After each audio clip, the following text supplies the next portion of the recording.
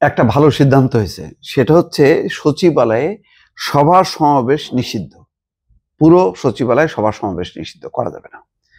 সন্ধ্যা 6টার পর অবস্থান করতে লাগবে অনুমতি। 6টার পর যদি অবস্থান করতে হয় অনুমতি লাগবে। তারপর দেখলাম যে প্রধান বিচারপতির বাসভবন এবং সুপ্রিম কোর্ট এলাকায় সভা সমাবেশ নিষিদ্ধ।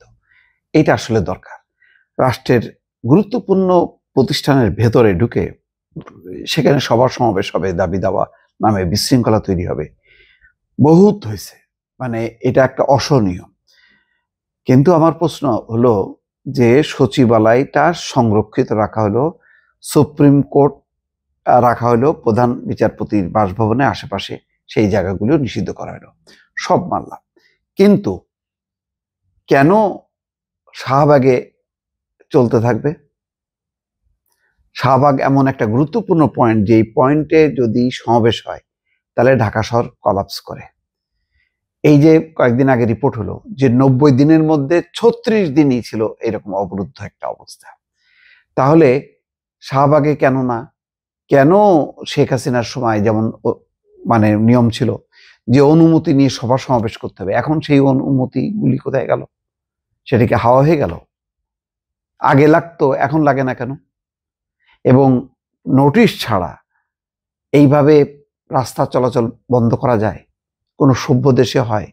সকল দেশেই রাস্তার উপরও সমাবেশ হয়, কিন্তু যাতায়াতের বিকল্প বিভিন্ন পথগুলো ট্রাফিক কন্ট্রোল করে এবং সেই রাস্তার একটা অংশ হয়তো সমাবেশ, আর একটা অংশ উন্মুক্ত রাখা হয় যাতে যান চলাচল বিঘ্ন না হয়।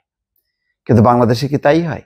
আপনি মহাখালী পয়েন্টে রেল ক্রসিংয়ে বসে পড়লেন, আপনি গুলশানে বসে পড়লেন, আপনি গাজীপুরে, সাভারে, শাহবাগে, যেখানে খুশি আপনি যখন তখন বসে পড়তে পারেন যে কোনো দাবি নিয়ে, কোনো সমস্যা নেই। তাহলে এখন সচিবালয়টা আপনি মানে রাখলেন, নিরাপদ রাখলেন যে এখানে সভা সমাবেশ করে কোনো রকম পরিস্থিতি তৈরি করা যাবে না। কিন্তু বাইরে জনসাধারণের কি হবে সেটাও বিবেচনায় নিতে হবে। সেটার জন্যও আইন কানুন করতে হবে। আইন কানুনগুলো এমনভাবে করতে হবে যাতে আবার সভা সমাবেশের অধিকার, মত প্রকাশের স্বাধীনতার উপর হস্তক্ষেপ না হয়, আবার মানুষেরও যাতে চলাচলের যে স্বাধীনতা, সেই স্বাধীনতায় যাতে হস্তক্ষেপ না হয়। এখানে বলা হচ্ছে, স্বরাষ্ট্র মন্ত্রণালয়ের পক্ষ থেকে বলা হচ্ছে, যুগ্ম সচিব জসিমউদ্দিন বলছেন, দেশের প্রশাসনের প্রাণকেন্দ্র হিসেবে বাংলাদেশ সচিবালয়ের অভ্যন্তরে প্রতিটি ভবনের নিরাপত্তার বিষয়টি অত্যন্ত গুরুত্বপূর্ণ। অবশ্যই তাই সচিবালয়ের অভ্যন্তরে অবস্থিত প্রতিটি ভবন প্রাঙ্গণে সার্বক্ষণিক শৃঙ্খলা ও নিরাপত্তা নিশ্চিত করতে বিভিন্ন সিদ্ধান্ত নেওয়া হয়েছে। সিদ্ধান্তগুলো হচ্ছে এই: সচিবালয়ের অভ্যন্তরে কোনো ধরনের মিছিল, সমাবেশ, গণজমায়েত নিষিদ্ধ করা, সচিবালয়ের অভ্যন্তরে অবস্থিত বিভিন্ন মন্ত্রণালয় বা বিভাগের সম্মেলন কক্ষে অননুমোদিত কোনো সভা সমাবেশ এবং পেশাগত সংগঠন, সমিতি সভা, সম্মেলন, বৈঠক করা যাবে না। সন্ধ্যা 6টার পর সচিবালয়ের ভেতরে জরুরি দাপ্তরিক প্রয়োজনে অবস্থান করতে হলে স্বরাষ্ট্র মন্ত্রণালয়কে অবহিত করতে হবে। সাপ্তাহিক ছুটি বা অন্য কোনো ছুটির দিনে সচিবালয়ের ভেতরে দাপ্তরিক প্রয়োজনে অবস্থান করতে হলে স্বরাষ্ট্র মন্ত্রণালয়ের পূর্ব অনুমতি নিতে হবে।